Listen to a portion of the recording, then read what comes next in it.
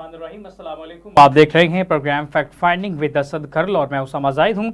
नाज़रीन, आज पाकिस्तान की सियासत में कुछ आम तरीन डेवलपमेंट सामने आई हैं और पाकिस्तान की इस मंजरनामे में कुछ आम तरीन जो ख़बरें हैं उस पर डिस्कस करेंगे। सबसे पहले इस्लामाबाद में ऑडियो लीक्स इंक्वायरी कमीशन के खिलाफ दायर आइनी दरख्वास्तों पर समाअत मुलतवी कर दी गई है, इस पर बात करेंगे। इसके अलावा अताउल्लाह तलड़ की एक प्रेस कॉन्फ्रेंस सामने आई है। साबिक वज़ीर आज़म के खिलाफ मुकदमा दर्ज किया जाएगा। वही वकील जो साबिक वज़ीर आज़म के खिलाफ आर्टिकल 6 का केस उन्होंने दायर कर रखा था, उनकी जो है कत्ल कर दिया गया है क्वेटा में एयरपोर्ट पर, उसके हवाले से डिस्कस करेंगे। सबसे पहले असद खल साहब आपकी तरफ आएंगे। असद खल साहब, इस्लामाबाद ऑडियो लीक्स जो है कमीशन उसके खिलाफ दायर आइनी दरख्वास्तों पर समाअत मुलतवी कर दी गई है, क्या कहेंगे?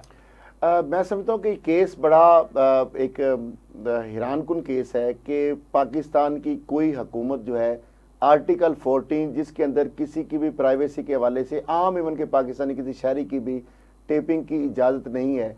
लेकिन हैरानकुन बात यह है कि जो आज जस्टिस मुनीब अख्तर साहब ने भी किया है कि किस तरह मुमकिन हो सकता है कि वज़ीर दाखिला ने प्रेस कॉन्फ्रेंस उन्होंने कहा क्यों की और क्या ऐसी लापरवाही का मुजाहरा किया जा सकता है। और ऐसे एक बयान के बाद उन्होंने कहा कि इसको वज़ीर को तो हटा दिया जाता या मुस्ताफ़ी हो जाते।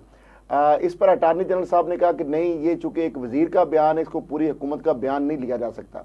उस पर चीफ जस्टिस साहब और बाकी जो बैंक के मेम्बरान हैं और जिस तरह मुनीब अख्तर साहब ने जिस तरह उन्होंने बताया कि उन्होंने कहा कि ये कैसी बात है कि पहले आपने ऑडियो लीक्स जो है उसकी बगैर किसी तस्दीक के, बगैर तहकीक के, प्रेस कॉन्फ्रेंस करके जो सिटिंग जजेस हैं, उनकी जो फैमिलीज़ हैं और दीगर जो डिग्निटरीज हैं, उनके बारे में आपने धुआंधार एक प्रेस कॉन्फ्रेंस कर दी और उसके बाद जो है आप कह रहे हैं जी उसके बाद तस्दीक करने के बाद आप अपने सच्चे होने की तहकीक करवाने के हवाले से बात कर रहे हैं। तो ये खूबसूरत तरीका है और अदलिया के साथ क्या इंसाफ किया है। ये चीफ जस्टिस उमर ताब बंदियाल साहब के जो रिमार्क्स थे, तो करेक्ट उसका मैं ये बता रहा हूँ क्योंकि कोर्ट की प्रोसीडिंग है, अपनी मर्जी से हम उसको नहीं डिस्क्राइब कर सकते।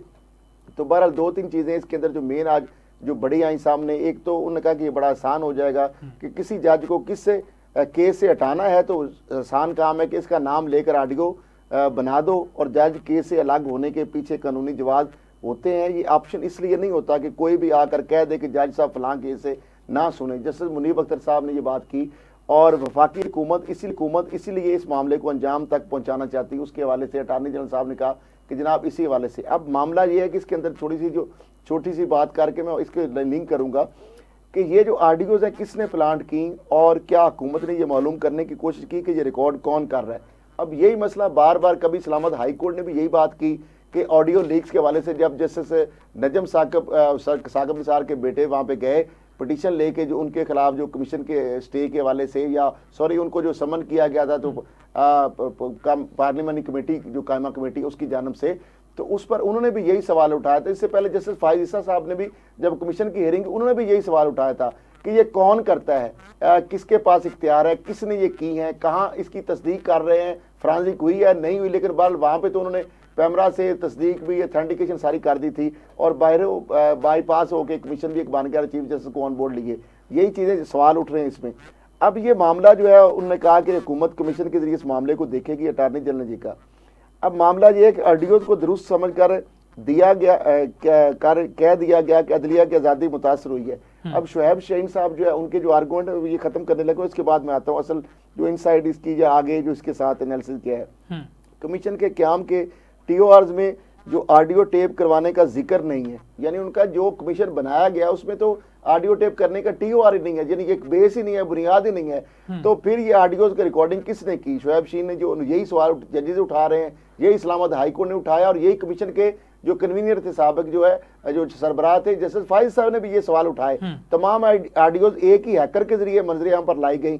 शुएब शाहीन ने ये क्या और 16 ये इसमें बड़ी जो इंपॉर्टेंट सबसे बात है जो वहाँ पे उन्होंने रखी, उन्होंने कहा कि 16 फरवरी को पंजाब खैबर पख्तूनख्वा जो इंतखाबात के लिए जो आज नोटिस लिया गया और 3 ऑडियोज जो ही सुप्रीम कोर्ट ने पंजाब और खैबर पख्तूनख्वा के अंदर जो 90 दिन के अंदर जो आइनिंग है उसके तहत कॉग्निजेंस लेके उन्होंने वो बात की, तो उसी दिन उन्होंने कहा सुप्रीम कोर्ट के जज साहबान ने कि उसी दिन 3 ऑडियोज आ गई और फिर 17 फरवरी को मजीद आई और आज तक सिलसिला जारी है। ये वकील शुएब शाहीन के दलाइल थे। ठीक है। अब मामला ये है कि यहाँ पे अच्छा, अब मामला ये है कि यहाँ पे आप देखें कि ऑडियो लीक्स जो है ना, ये कोई छोटा मामला नहीं है। हमेशा हुकूमतें जो होती है ना, ये ऑडियो एजेंसीज करती हैं और हुकूमतें कभी इसको ऑन नहीं करती, ना ही किसी मुल्क के इदारे करते हैं। अब देखें, दो बड़ी चीजें मिसालें देता हूँ। एक तो पाकिस्तान का रिसेंट पार्ट, और भी बहुत सारे केसेस है, लेकिन अगर बात की जाए साबिक वजीर आजम मोहतरमा बेनजीर भुट्टो साहिबा की जब हुकूमत है उनकी जो बरतरफ की गई थी, तो उसके अंदर जो मेजर इल्जाम थे ना, करप्शन के अलावा सबसे बड़ा उनके ऊपर जो संगीन इल्जाम था कि अपने मुखालफिन की आईबी के जरिए वो टेलीफोन टेपिंग कर रही थी, और इसी वजह से उनकी हुकूमत बहाल नहीं हुई थी। ये जवाब बनाया था सुप्रीम कोर्ट ने कि आप अपने मैंडेट से, और आईनी जो है आर्टिकल 14 जो है उसकी वायलेशन की गई, और वो चीजें सामने हुई थी। उस वक्त आईबी की जानब से वो टेपिंग की जा रही थी मुखालफिन की। और इसी तरीके से आप देखें, दुनिया के सबसे बड़ा जो एक ताकतवर होता है और दुनियावी एक सुपर पावर अमेरिका है, वहां पे सदर निक्सन जो है, जब वाटर गेट स्कैंडल, आप देखें कि दो एक आम छोटे से एक इवनिंगर टाइप अखबार के वो साफी थे और एक FBI का एहलकार मिलके उन्होंने वो स्टिंग ऑपरेशन किया, और जो सदर निक्सन जो थे अपने मुखालफिन के खिलाफ या जो लोगों के खिलाफ जो उन्होंने बाकायदा एक टेपिंग करा रहे थे, उनके टेलीफोन बाकी की जा रही थी उनकी गुफ्तगू, और उसके ऊपर इतना ज्यादा वहां पे शोर उठा कि पहली दफा अमेरिकी तारीख में एक ताकतवर तरीन एक मुल्क और ताकतवर तरीन उनका सबसे बड़ा उहदा, उसको मुआवजा किया गया और उनको घर जाने पे मजबूर होना पड़ा, वरना अगर नहीं जाते तो जारी बात है फिर उनको फेस करना पड़ता। अब मामला ये है कि ऑडियो लीक्स के हवाले से ये चीजें हैं, ये मामला बड़ा सेंसिटिव और हुकूमत ने, मेरा ख्याल है, ये शरारत की है, और अल्टीमेटली किसी लॉजिकल एंड तक मुझे जो पहुंचता नजर नहीं आ रहा, क्योंकि इसमें जारी बात है जज साहबान यही पूछ, और फिर अगली बात यह है कि आर्टिकल 14 तो किसी की भी टेप की इजाजत नहीं देता, लेकिन क्या जो जजेस हैं, सिटिंग जजेस हैं सुप्रीम कोर्ट के, ये उनके सिविल जज भी, क्या उनके फोन जो है उनके टेप किए जा सकते हैं? अब ये सवाल उठेंगे इसमें, और मैं समझता हूं कि अल्टीमेटली ये कहीं लॉजिकल एंड तक मुझे केस पहुंचता नजर नहीं आ रहा। सिर्फ इसमें बैशिंग करना था, मिलाइन करना था जजेस को, वो हुकूमत ने कर लिया, वजीर दाखिला ने प्रेस कॉन्फ्रेंस भी कर ली, और उसके बाद कमीशन भी बना दिया, ये सारी चीजें होगी। अब मामला आता है आज के हवाले से जिस तरह और भी डेवलपमेंट है। अच्छा, असद साहब आगे जाएंगे। अता तारड़ की एक प्रेस कॉन्फ्रेंस सामने आई है। उनका इल्ज़ाम है कि एक वकील जो है उनका क्वेटा में एयरपोर्ट पर कत्ल कर दिया गया। अता तारड़ साहब कहते हैं कि इसका इल्ज़ाम जो है साबिक वज़ीर आज़म पर जाता है, और उनकी जो है जमात वो भी उन पर ये इल्ज़ाम जाता है उनकी जानिब से। इस हवाले से आप क्या कहेंगे कि क्या साबिक वज़ीर आज़म पर इस तरह का इल्ज़ाम आयद करना चाहिए? देखिए, हुआ ये है कि जो ही ये आपको ये चीज़, पहले तो ये है कि जो मैं समझता हूँ कि इस वाक़े की जितनी भी मजम्मत की जाए कम है, कि एक सीनियर एडवोकेट सुप्रीम कोर्ट थे, और एक वकला कम्युनिटी के अंदर बड़ी एक तशवीश पाई जा रही है, और दिन दिहाड़े क्वेटा अंदर जो है वफाकी सूबाई दारुल हुकूमत के अंदर जो क्वेटा पे एयरपोर्ट रोड पे उनको निशाना बनाया गया और वो जाँ बाक हो गए। और बेसिकली उनके हवाले से जो चीज़ें हैं, जो रिकॉर्ड पे चीज़ें हैं, वो ये है कि उन्होंने बेसिकली साबिक वज़ीर आज़म के खिलाफ जो है वो पिटिशंस भी दायर कर रखी थी आर्टिकल 6 के हवाले से, गद्दारी के हवाले से, संगीन गद्दारी के हवाले से। और उस केस की जो है, अब इसके हवाले से अब मैं बात ये करना, ये भी एक फैक्ट है कि उस केस की जो हाई कोर्ट के अंदर समाअत हो रही थी, और कल यानी 7 जून को उस केस की समाअत होना थी। अब इस दौरान जो है उनको कत्ल कर दिया गया बेरहमी से, और उस पर जारी बात है एक तरफ तो अता तारड़ साहब जो है उनकी जानब से मामले खसूसी जो वज़ीर आज़म के है उनकी जानब से इल्ज़ाम लगाया गया है, या वो कह रहे हैं कि उनकी मुकदमा जो है वो दर्ज किया जाएगा, या उनको जोड़ा जा रहा है इस चीज़ से। लेकिन दूसरी तरफ गालबन PTI की जानब से भी इस तरह के इल्ज़ाम सुनने में आए हैं कि उन्होंने कहा कि इसके ऊपर वज़ीर आज़म मौजूदा और वज़ीर दाखिला के ऊपर पर्चा कर दिया जाए। तो लिहाजा ये मेरा ख्याल प्रेस कॉन्फ्रेंस उस चीज़ का रद्द अमल थी कि जो कि वो आए इल्ज़ाम जो कत्ल के बाद इल्ज़ाम लगा, और उसके बाद उन्होंने फिर क्लैरिटी दी कि एक्चुअल ये जो वकील कत्ल हुए हैं, इन्होंने जो बात है यानी उसका रिएक्शन में उनको प्रेस कॉन्फ्रेंस करना पड़ी। और ये फैक्ट जो है हमारे सामने अभी तक जो आए हैं। अब FIR किसके खिलाफ होती है, अभी तक जो कि हमारे पास दरखास्त या FIR की कॉपी नहीं है। तो अब ये जो चीज़ें हैं, मैं समझता हूँ कि अता तारड़ साहब को क्लिप प्रोड्यूसर साहब चलाइएगा, उसके बाद दोबारा इस पर बात करते हैं। आज सुबह 9:20 पे टारगेट किलिंग के नतीजे में वो शहीद हो गए हैं, और ये वाक़या कोई मामूल का वाक़या नहीं है। और मैं ये समझता हूँ कि उस वक्त की ये टारगेट किलिंग है कि जब ये केस इसकी 3-4 तारीखों पे समाअत हो चुकी थी और अगली कुछ तारीखों पे इस केस ने अपने मंतकी अंजाम तक पहुंचना था। ये इंतहाई अफसोसनाक है कि अब्दुल रज़ाक शर, जो कि बार के बड़े सरगर्म रुकन भी थे, और इमरान खान साहब के खिलाफ जो संगीन गद्दारी का मुकदमा है, अगर अपनी स्क्रीन पे आप वो इमेजेस चला सकें कि अब्दुल रज़ाक शर ना सिर्फ दरख्वास्त गुजार थे इमरान खान साहब के खिलाफ संगीन गद्दारी के मुकदमे में, उसमें वकील भी थे, उसकी मुकम्मल पैरवी भी कर रहे थे, और पिछली चंद तारीखों पर इस केस में बहस भी हो चुकी थी। ये केस बलूचिस्तान हाई कोर्ट में ज़ेर समाअत है चीफ जस्टिस साहब की अदालत में।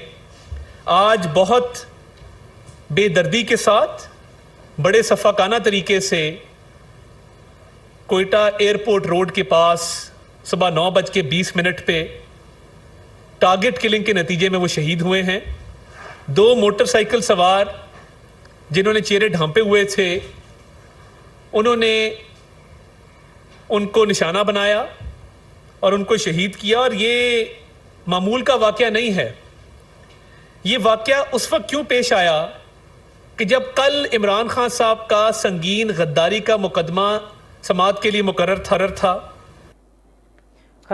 खरल साहब, आपने शॉर्ट मुलाहिज़ा फरमाया और अता तलड़ साहब ने जिस तरह से कहा कि साबिक वज़ीर आज़म के ख़िलाफ़ इसके जो शवाहिद जाते हैं, तो इस वक्त उनके ख़िलाफ़ जो ही प्लान बनाया गया जब वो इस केस के आखिरी मराइल में थे, क्या कहेंगे आप इस पर? अब देखिए, यही बात मैं कर रहा था कि वही बात है कि ये अब वो तो एक कत्ल हो गए और शहीद हो गए, लेकिन इसके ऊपर भी देखें पॉइंट स्कोरिंग की जा रही है। वो ये कह रहे हैं, इल्ज़ाम उधर लगा रहे हैं, लेकिन दूसरी तरफ से पाकिस्तान तहरीक इंसाफ की जानिब से जो उनके सेक्रेटरी इत्तलात हैं रऊफ हसन जो है, उन्होंने ये कह गया इस मुकदमे का जो इसके कत्ल का जो मुकदमा है वो वज़ीर आज़म और वज़ीर दाखिला के ऊपर किया जाए।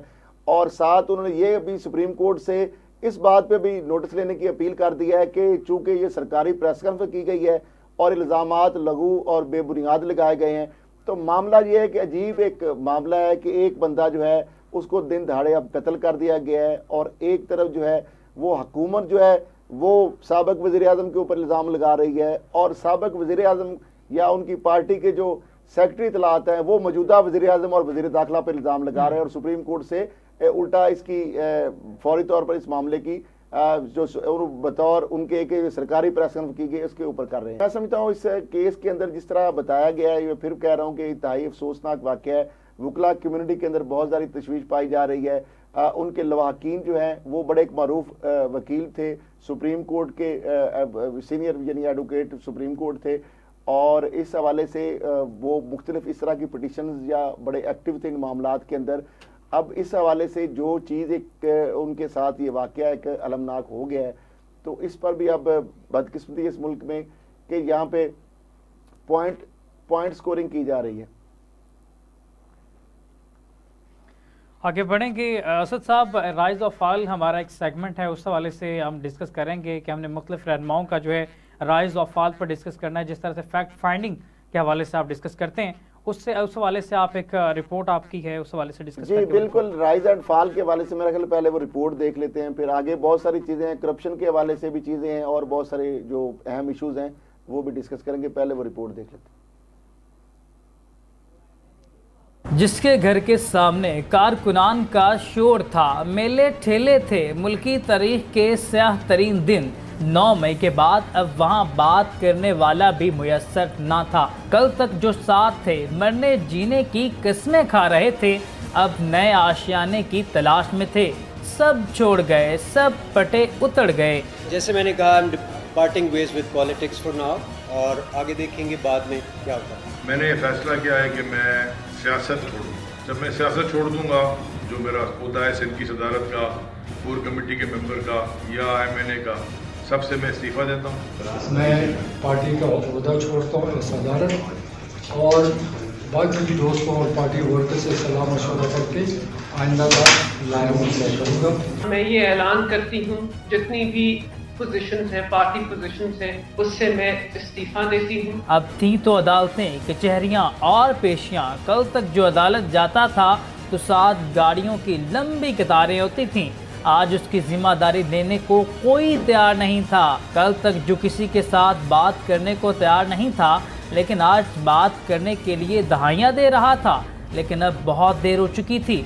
वो कहते हैं ना, अब पछताए क्या हो जब चिड़ियाँ चुग गई खेत। अब सिर्फ पछतावा, खामोशियाँ और वैरानियाँ थीं। कहानी इतनी सी है कि हर उरूज को जवाल है। क्यों हर उरूज को यहाँ आखिर जवाल है? सोचे अगर तो सिर्फ यही एक सवाल। नाज़रीन, आपने रिपोर्ट भी देख ली और इसके बाद हम बुज़दार साहब की जो करप्शन है और फरद शहजादी और एहसन जमील गुज्जर जो है उसकी करप्शन के ऊपर भी पूरी तफसीलात जो है, पूरी तफसीलात तो खैर कई, उसके लिए प्रोग्राम चाहिए। और खतून अव्वल या उनके जो अहले खाना है उनके मामलात जो हैं वो भी अब अरबों रुपए के खाते यहाँ पर ब्रेक लेंगे, निकल रहे ब्रेक हैं। के बाद दोबारा इस जो करप्शन है उस वाले से बात करेंगे।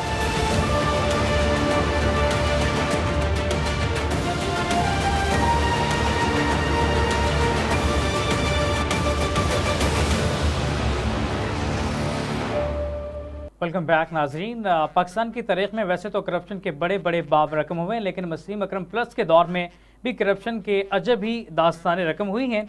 उस्मान बुज़दार और उनकी राइट हैंड फरागोगी 17 बैंक अकाउंट्स का इंकशाफ हुआ। इस हवाले से असद खलील साहब से बात करेंगे।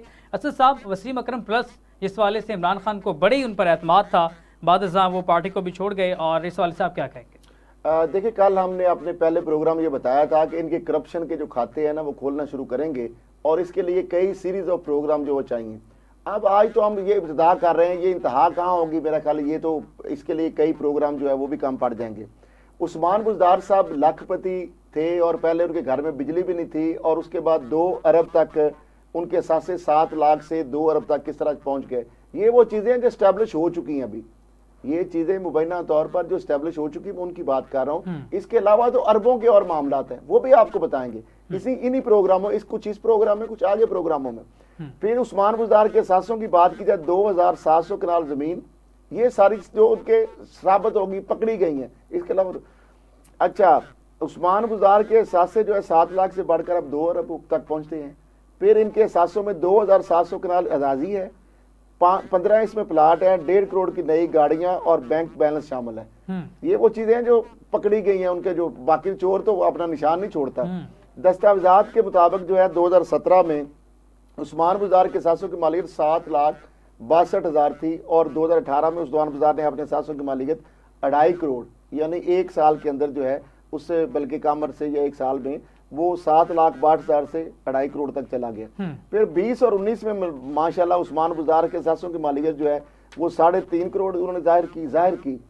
और फिर 23 में इलेक्शन अफसर के सामने जो उस्मान बुज़दार ने सासों की मालियत 51 करोड़ जनाब, 7 लाख से 51 करोड़ तक सफर है, अभी अरबों तक जाएगा। 2023 में उस्मान बुज़दार के सासों की मजमू मालियत मार्केट वैल्यू के मुताबिक 2 अरब से बढ़ गई। और ये उन्होंने जो राजी है, करोड़ों की गाड़ियां, बैंक बैलेंस में इजाफा दिखाया। और 2018 में उस्मान बुज़दार की मालकियत में मौजा इमदानी में 95 कनाल जमीन, 36 मरले का प्लाट था, और बुज़दार ने मुल्तान की निजी हाउसिंग सोसाइटी जो है उसके अंदर जो है उन्होंने 8 मरले का जो है वो घर भी जाहिर किया। और उस्मान बुज़दार ने सखी सरवर रोड पर डीजी खान में 4 कनाल और तौसा में 14 कनाल की राजगाह जाहिर की। और उस्मान बुज़दार की अहलिया की मलकियत में डीजी खान में 18 मरले, फोर्ट मिनरो में 2 कनाल, तौसा में 19 मरले और 1 कनाल के 2 प्लाट शामिल हैं। और उस्मान बुज़दार की मलकियत में तौसा में 20 मरले का प्लाट जाहिर किया। माली साल 2019 में ही चोटी में उस्मान बुज़दार की मलकियत में 163 कनाल ज़मीन का इजाफा। 2020 में उस्मान बुज़दार के सासों की मालियत 3.5 करोड़ जो है वो हो गई और फिर थी। और 2020 में उस्मान बुज़दार के सासों की जो बार 199 कनाल इजाफा हो गया। 2021 में सासों की मालियत कुल मालियत जो है 5.5 करोड़ बताई। अब मामला ये है कि उस्मान बुज़दार साहब जो है ये तो वो पकड़ी जाने वाली चीजें हैं। अब मुझे बताएं कि एक सीएम की कितनी तनख्वाह होती है? 7 लाख से 2 अरब का सफर तो ये सामने आ गया आपके। इसके अलावा बहुत सारे खुफिया फ्रंटमैन, मुबैना लोग, तूर बुज़दार इनका आपको पता है, जो जूनियर इनका जो क्लर्क था तूर बुज़दार, आपने बड़ा नाम सुना, वो डीलिंग भी नहीं करता था। उसके साथ से देखेंगे तो वो भी अरबों में निकलेंगे। एक फयाज नामी एसडीओ था जो बाद में चीफ इंजीनियर भी गालबन बन गया, और सारा डेवलपमेंट के खाते जो हैं वो मियाँ वाली और तौसा और डीजी का, बल्कि पूरे पंजाब के वो सारा उसमें खाते वो अरबों में वो पहुंच गया होगा। और उसके बाद इनके भाई अयूब बुजदार, जाफर बुजदार और एक भाई इनका बॉर्डर मिलिट्री पुलिस में छोटे से दर्जे पे था, उसको भी सबसे बड़ा दे दिया ओहदा। और उसके बाद अरबों के फंड भी वहाँ पे चले गए हुकूमत से। और इसके बाद इनके तला जो है वो जो सब ब्रदर इन लॉ हैं, उन्होंने गाड़ियाँ और प्लाट और घर किन से लिए, मुबैना तौर पर सारी चीज़ें जो उस वक्त भी हम दिखाते रहे। फिर इनके साथ एक पूरा एक नेक्सिस था, आगे दूसरे भी नेक्सिस के साथ आते हैं और ये बाकायदा जो है पूरा प्री प्लान। फिर इनके साथ कुछ ब्यूरोक्रेट का टोला था और ये सारे मिल के फिर जो डेवलपमेंट फंड के अंदर जो है वो किकबैक करप्शन करनी, तबादलों के ऊपर मुबैना तौर पर जो मुख्तलिफ जो मौजूदा हुकूमत के बहुत सारे वज़रा जो है इल्ज़ामात भी लगा चुके हैं। और ये मुझे सिर्फ बताएं सवाल का जवाब कि क्या अगर ये इन्होंने करप्शन नहीं की तो ये इनके अरबों रुपए जो तनख्वाह से तो नहीं बन गए थे। तो ये सिंपल सी बात है, 2 + 2 4 है। और इसके साथ जो खातून अव्वल साबक हैं उनके जो माशाल्लाह जो जब वो इक़्तिदार में आने से पहले और इक़्तिदार में आने के बाद उनके जो बेटे हैं उनको 80 करोड़ रुपया सीधे अकाउंट में ही चला गया, ठीक है। और उसके बाद जब इक़्तिदार में वो थी उनके जो शौहर इनामदार जो थे, और फिर उसके बाद जनाब उनकी जो बेटी है उनको जो मुबैना तौर पर जो 2 एकड़ का गालबन जो प्लाट 10 करोड़ मालिक था तकरीबन, वो उनको गिफ्ट फार्म हाउस मिल जाता है। एक और जगह पे अटक में ज़मीन लेते हैं 25 करोड़, एक वो नाम उनको जो लोग जो हैं वो दान कर देते हैं उनको, जो टाइकून है। अच्छा, फिर उसके बाद एक और जगह पे वो इस तरह प्रॉपर्टी लेते हैं तो 22 करोड़ वहाँ पे वो दान कर दिया जाता है उनको। उनके भाई अहमद मुजतबा हैं और कोए के बहावल उनका जो आबाई गाँव जहाँ पे वो खेलते थे पढ़ते थे, मुर्शद जो इमरान और उनके मुताबिक यानी उनके जो साबिक वज़ीर आज़म की जो एहलिया हैं, तो वहाँ पे भी करोड़ों रुपए के फंड लगाए गए। उनके भाई को फ़ायदा देने के लिए उनकी ज़मीनों से सड़कें रातों रात गुजार दी गई और फिर उनको जो है चीज़ों को भी जिस तरीके से वहाँ पे उस पर भी खर्चे किए उसको यानी महफूज करने के लिए। मकबरा नूरजहाँ की तो आपने दास्तानें सुनी होंगी कि जो बनाए गए थे, इस तरह वहाँ पे भी बहुत सारी चीज़ें आई हैं सामने। और बहुत सारे वहाँ पे जो लोग लगाए गए थे उनके बारे में करप्शन के खोलने के भेद कि उन्होंने फिर कितने अरबों करोड़ों की लूट मार की। और फिर एक MP है मुबैना तौर पर उससे भी करोड़ रुपए की गालबन को मिनिस्टर बनवाने के लिए जो पकड़ी खबरें इस तरह की भी गर्दिश कर रही हैं और कुछ ज़मीन बंजे संजर उसको टकाई या क्या उसके साथ हाथ किया, और भी इनके खाते बड़े हैं। तो ये तो ना ख़त्म होने वाली कहानी है। और आप जाके अगर तौसा से DG खान से कहीं से भी कहानियाँ सुनेंगे तो आप जो है ना कानों को हाथ लगाने पे मजबूर हो जाएंगे और लोग परेशान है। और जिस तरह वहाँ पे लोगों को, सहाफ़ियों को जिस तरह इन्होंने वहाँ पे उनकी आवाज़ें दबाई और जिस तरह इनके साथ जो जुड़े लोग हैं आज वो भी लाखपति से अरबपति पहुँच गए हैं। बाकी ये मामला ये तो इनका छोटा मामला है, इसके साथ जुड़ा हुआ जो पूरा गैंग है, नेक्सिस है, जिस तरह मैंने बताया, वो भी पूरा उसमें इस अमाम में जो है ना सब सही उन्होंने इस्नान किया। उस पर जिस तरह आप देखें ना कि ये भी तो नेक्सिस है ना। एहसन जमील गुज्जर साहब जो है और उनकी जो अहलिया फरज शहजादी साहब है, ये एहसन जमील गुज्जर साहब लोगों को नहीं पता। ये एहसन जमील गुज्जर साहब के ऊपर मुबैना तौर पर नैब के अंदर एक केस था। जी मंगोलिया इनकी हाउसिंग सोसाइटी थी गुजरांवाला में, वहां पे चीटिंग पर लोगों को पैसा लूटे और ये बरफरार हो गए। नैब इनको ढूंढता फिर रहा था, ये टके टके के मोहताज थे ये बाहर। उसके बाद जब इक़्तिदार में आते हैं ये और ये सारा पूरा नेक्सिस जो टोला आता है तो फिर वो फरज शहजादी का और इस तरह इनका बड़ा उनके भी मामला आप देख ले के साथ जो बैंक अकाउंट्स के इंकशाफ जो है अभी देखें ना, अभी तक साथ ये तो वो चीजें हैं जो साबित हो रही हैं, सामने हैं। इसके अलावा तो बहुत सारे खाते हैं वो भी हम खोलेंगे कि 7 बैंक अकाउंट जो है उसके अंदर जो है फरज शहजादी जो है, जिनको फरा गोगी भी कहते हैं, चले फरज शहजादी हैं जी, हम तो उनका नाम गलत नहीं बिगाड़ेंगे।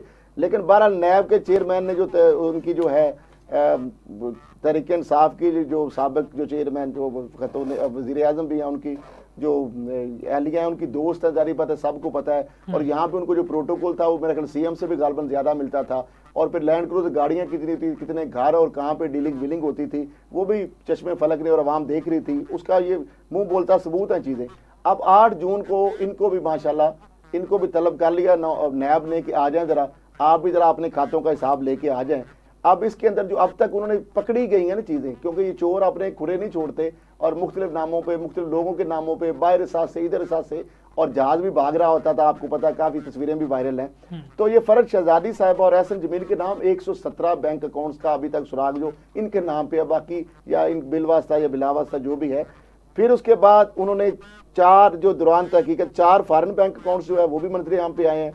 और इन बैंक अकाउंट्स में साबिक वज़ीर आला पंजाब उस्मान बुज़दार के दौर में वही बात, दौर वही है, वो तारीखी करप्शन से पाक वो दौर जो था, 4.5 अरब रुपए की मुबैना 4.5 अरब ये हो गए और 2 अरब वो हो गए, 6.5 अरब तो सीधा सीधा हो गया ना, यानी 6 लाख को क्या गिनना है, बिल्कुल। तो 6.5 अरब तो ये सीधा सीधा खाता आ गया। अब इसके बाद जो नैब जो है उनके जराए जो है उनसे जो हमारी बात हुई, उन्होंने ये कहा कि मजमूई तौर पर 1.5 अरब की मालियत की जायदादें भी पाई गई। ठीक है, ये अगर सुनते जाएं और हम ही मेरे ख्याल शर्माते जाएं, उनको तो कुछ शर्म नहीं आएगी। 2021 में फर्ज शहजादी ने FBR को 97 करोड़ रुपए के 7,000 जाहिर किए थे और दोनों की मलकियत में 10 कंपनियों का भी पता लगाया गया। ये कंपनियां मुबैना तौर पर बाली लेन देन के लिए इस्तेमाल होती रही और जराये का कहना है कि तहकीकात में जो नैब ने तफ्तीशी टीम जो है उन्होंने फर्ज शहजादी के लिए जो काम करने वाले जो है बेसिकली कलेक्शन बॉय, यहाँ तक खबरें आ रही थी, पता लगा कि इस तरह की मशीनें वगैरह भी रख ली गई थी कहीं नोट गिनने के लिए, क्योंकि नोट इतने ज्यादा आ रहे होते थे कि वो गिनने के लिए उन्होंने कहा ये तो स्यापा छोड़े मशीनें रखें, यानी वो निजी बैंक समझे कायम हो गए, करप्शन की इस तरह ये जो रेट और भाव तय हो रहे थे। तो अब ये हासिल उन्होंने कर लिए हैं जो कैश वाले सारे, और उसमें फिर कैश बॉय जो है जिस तरह माजी में भी हम देखते रहे हैं, वो फेक अकाउंट्स वो जरदारी साहब का हो या शरीफ फैमिली की हो, तो मनी लॉन्ड्रिंग, फेक अकाउंट्स, ये सारा जो है ना मॉडस ऑपरेंडी एक ही है, बस नाम बदलते हैं, किरदार बदलते हैं, लेकिन स्क्रिप्ट एक ही है, फिल्म एक ही है, करप्शन करनी है, लूटमार करनी है और दबा की करनी है। मजमूई तौर पर 860 मिलियन कैश ट्रांजैक्शन का एतराफ़ किया। शायद जो है नैब ने हासिल कर लिया और रिकॉर्ड के मुताबिक फर्ज शहजादी ने MST स्कीम से भी माशाल्लाह उन्होंने फ़ायदा उठाया है, आपको पता, और भी बहुत सारे लोगों ने फ़ायदा उठाया उसमें माशाल्लाह, और जो उसमें 50 तो करोड़ रुपए जो है वहाँ पे वाइट हो गए ना, वो तो एक अलग है ना, छोटी पैटी करप्शन है 50। और ये जो 32 करोड़ रुपए मालियत की जरिए जो पैदावार का जो असूल और ये बाकी जो मुलजमान की कोई जरिए राजी नहीं थी और ना वो कारोबार कर रहे थे, नैब उनके पीछे भागा फेर रहा था, प्लाटों वाले उनके पीछे थे, वो सब केस उसके बाद तो किसी ने पूछा भी नहीं हो गया। और एहसन जमील गुज्जर साहब जो है ये सासाजात में 3 साल में इनके भी मुबैना तौर पर 420%, वैसे कैसा फिगर आ गए, 420% इजाफा हो गया जी। और 18 से 21 के दौरान 1 अरब से ज़ायद की जायदादें भी बनाई और फर्ज शहजादी और शौहर के नाम दुबई में एक लग्जरी फ्लैट का भी इंकशाफ हुआ है जिसे FBR में जाहिर नहीं किया गया। और इनके शौहर लाहौर जो डिफेंस वही मैं बता रहा हूँ, जो वहाँ पे जो 8 जायदादों के मालिक निकले हैं, वहाँ पे लैंड क्रूजर, प्राडो और एक ही नंबर की और एक ही रंग की और एक ही शक्ल की वहाँ पे वो रेल पेल होती थी, और जिसमें कमर्शियल प्लाजा भी शामिल है और लाहौर में करोड़ों मालियत का 4 कनाल का प्लाट भी जायदाद में शामिल है।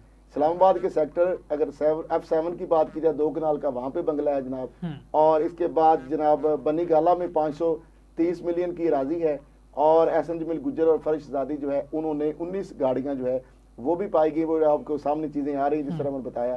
और ये बुजदार दौर में होने वाली तमाम जो गैर कानूनी जो ट्रांसफ़र, पोस्टिंग, ठेकों और तफसीलात इकट्ठी करनी अब शुरू जो की हैं, इसमें मैं बता रहा हूँ कि वो तो हम कर लिए हैं, कुछ कर लिए हैं, मजीद करेंगे, वो भी बताएंगे कि कितने 100 अरब के जो तरक्याती कामों में कितने अरब लगे और कितने अरब के जो आपस में हिस्से मुताबिक जुस्से जो है वो बांटे गए।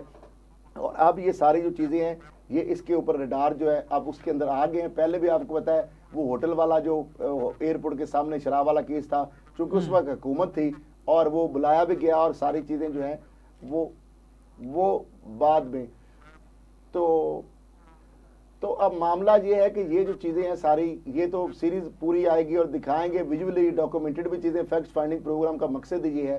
तो ये चीज़ें तो करेंगे, इनकी शरीफों की करप्शन हो, जरदारी की हो, या वो जो साबिक वज़ीर आज़म या जो साबिक वज़ीर आला है, ये बुजदार एंड कंपनी, या बाकी जो उनके साबिक जो खातून अव्वल के जो सारे अहले खाना या बाकी वो भी दिखाएंगे। लेकिन फिर हम दिखाते हैं ये the legacy of Nawaz Sharif के हवाले से एक रिपोर्ट।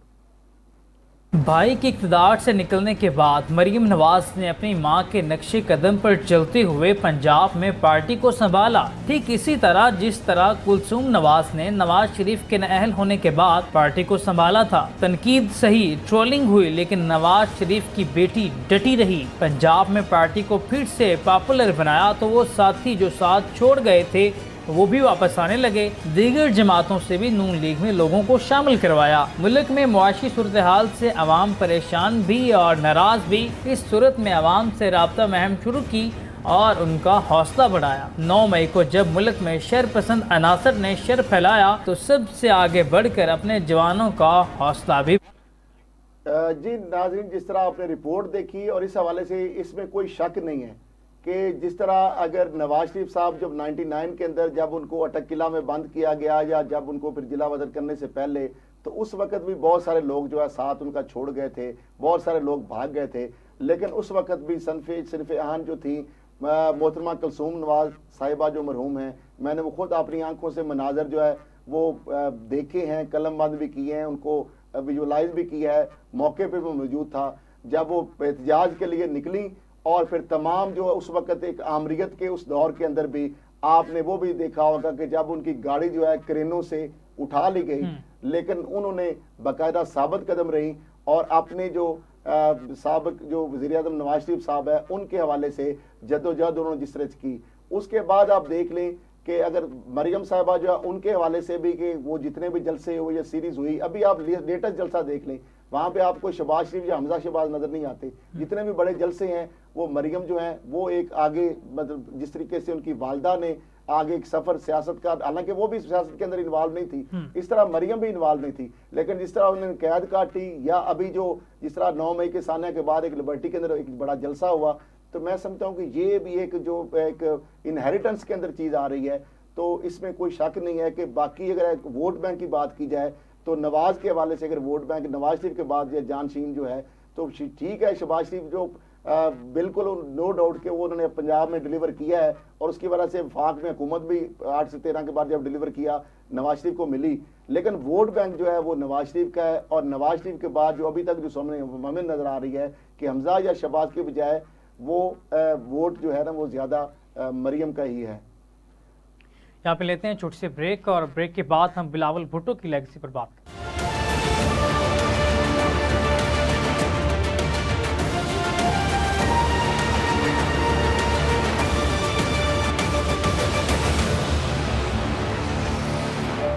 Welcome back. जिस तरह से नाज़रीन पिछले सेगमेंट में उस्मान बुज़दार और उनके दौरे हुकूमत में होने वाली करप्शन पर बात की जा रही थी, आगे बढ़ेंगे और बात करेंगे शाह महमूद कुरैशी की रिहाई के हवाले से अहम पेशरफ्त सामने आई है। इसके अलावा और शहबाज गिल के नाकाबिल ज़मानत वारंट गिरफ्तारी जारी कर दिए गए हैं। इस पर क्या पेशरफ्त है, किस हवाले से क्या खबरें हैं, इस हवाले से बात करेंगे असद खरल साहब से। असद साहब, शाह महमूद कुरैशी की जो रिहाई है इस हवाले से आप क्या कहते हैं?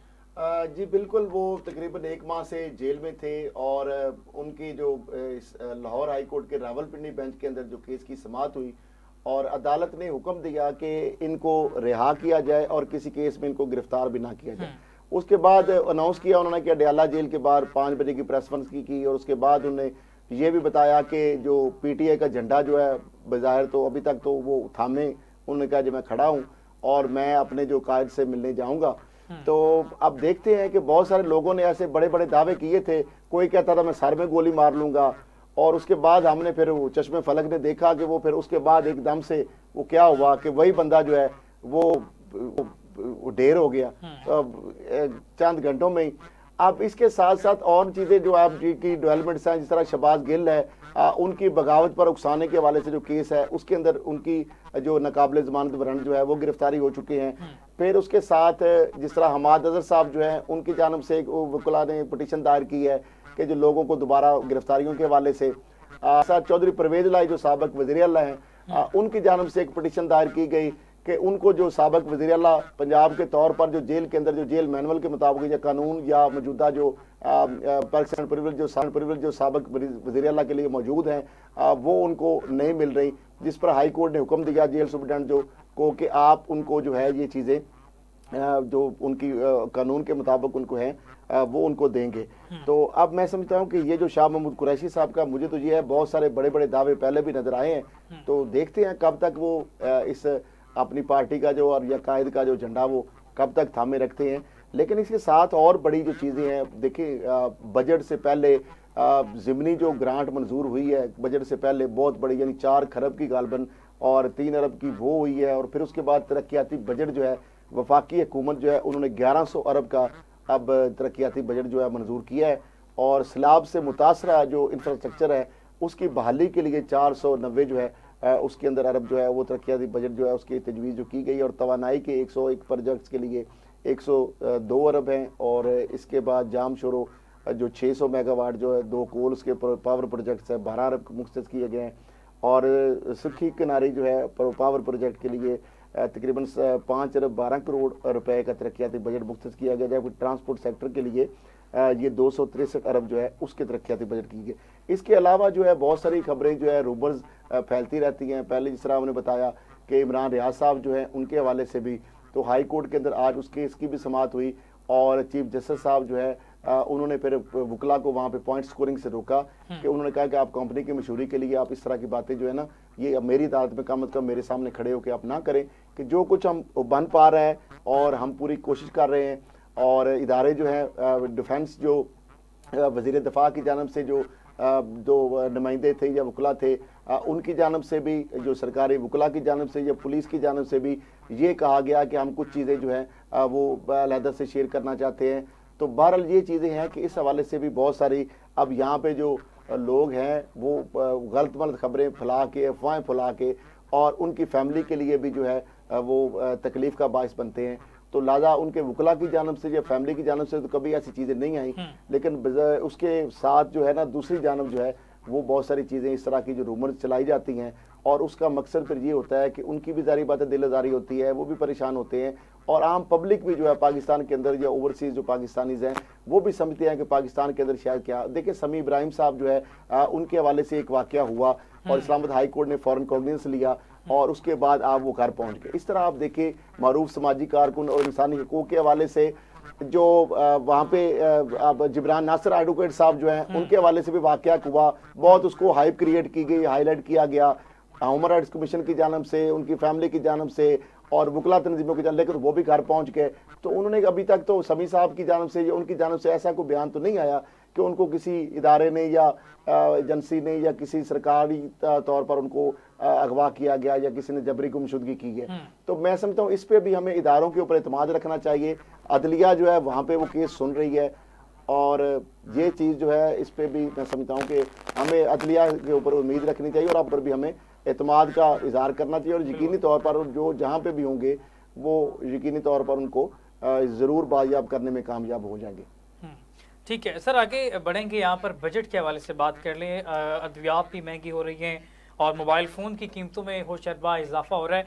अवामी बातचीत इस पर जारी है, आवाम इस हवाले से काफ़ी जो है खदशात का इजहार कर रही है, इस पर आप क्या कहेंगे? क्या इसकी देखें पहले भी अगर अब देखा जाए ना तो वही दवाई वही साल्ट जो है वही सेम, अगर टेबलेट्स की बात करें, सिरप की बात करें, इंजेक्शन की या कैप्सूल या कोई भी सेम इंग्रेडिएंट्स अगर हैं, सेम साल्ट हैं, तो हमारे हमसाया मुल्क के अंदर वही कंपनी जो है फार्मास्यूटिकल जो मल्टीनेशनल कंपनी है वो बहुत कम कीमतों पे देती है, लेकिन यहाँ पे पहले बहुत ज़्यादा दवाइयों की कीमतें जो हैं वो मुबैना मिली भगत की वजह से ड्रैब के साथ वो बहुत ज़्यादा कीमती अभी फिर नई एक तलवार जो है आवाम के ऊपर लटकी है। पहले ही महंगाई की चक्की में पिस रहे हैं।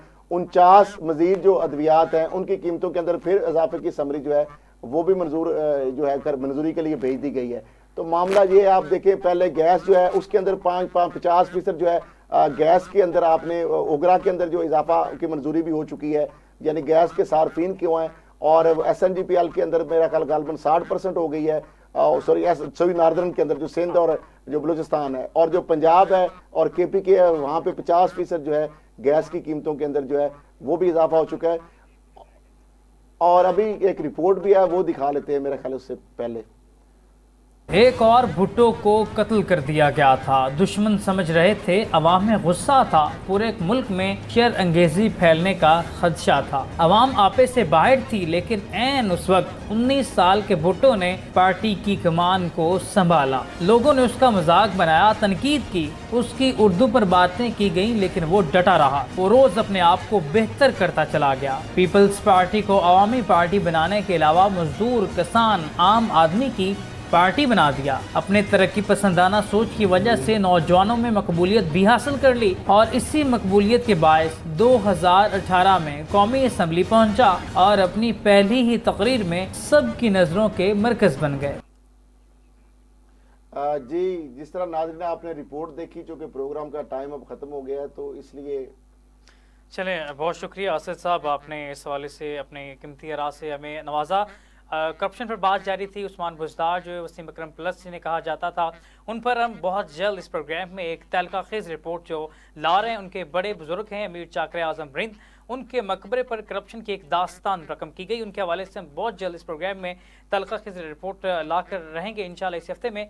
इसके साथ प्रोग्राम का वक्त ख़त्म हो जाता है। अपने मेज़बान उसामा ज़ाहिद को दीजिए इजाज़त। अल्लाह ने के पास।